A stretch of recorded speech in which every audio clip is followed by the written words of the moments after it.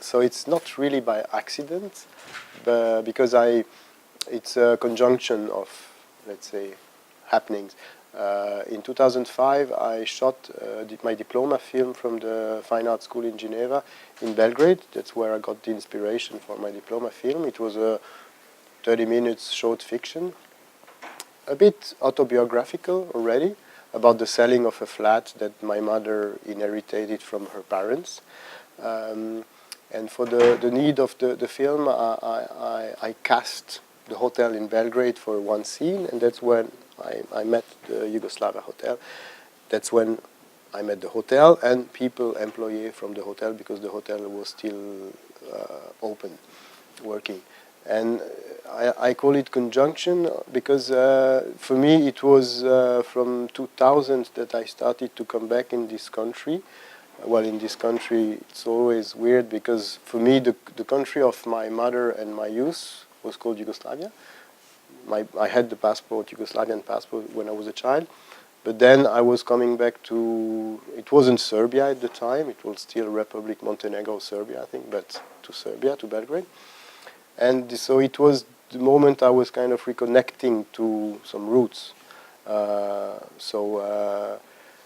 When I met this hotel, it's not an accident, but it was, I call it an irrational need to suddenly, yeah, I had really the need to film this building because I found it very sad to see this privatization and this global capital slowly eating this piece of architecture and changing its forms. So it was this kind of need to film the building so something can stay for me. So this was the really start.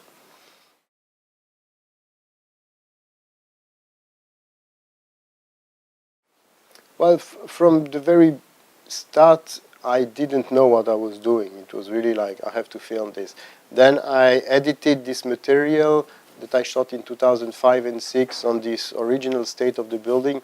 I shot this in 16 millimeter, and I edited and did a short film called Hotel Jugoslavija 1.0 that did a few festivals, and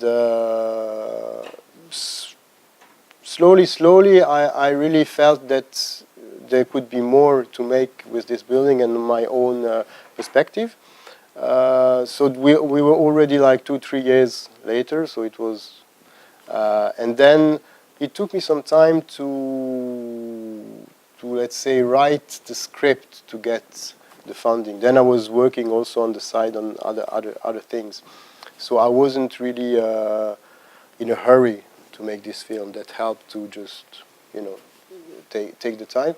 The other thing is that there was always this ghost of the transformation project, and the very basic idea was to have the original state of the building, and then to film the, you know, his new life, his new form after the transformation. But as I say in the film, this transformation there was changing owners, blah, blah, blah, and this transformation was never happening. So also at one point I said, okay, when I went through the script, I got some financing. We were already like 2011 or 12. And then we shot like the final scenes, the final interview in 2015, 1 year of editing, and that brought us. So it took, you know, it took the time it needed for this film.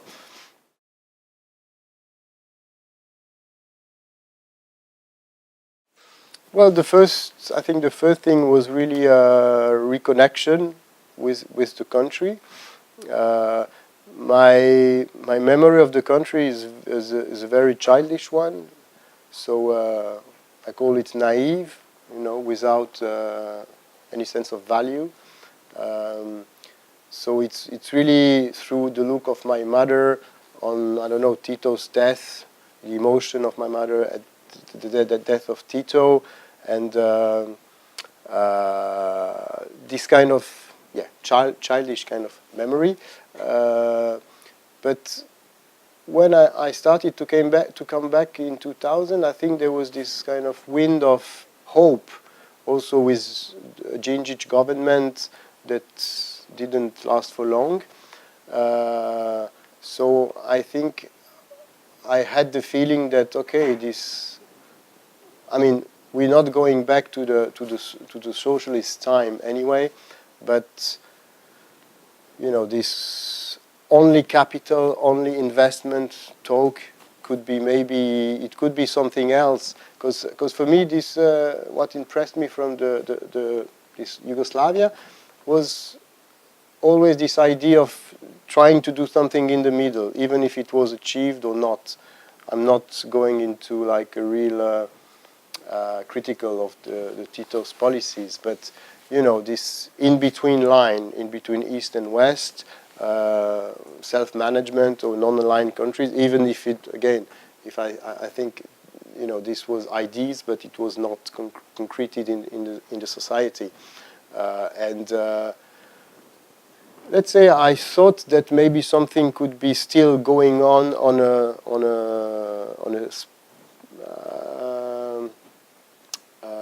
how do you say this, in a specific direction for, you know, what was safe for the country.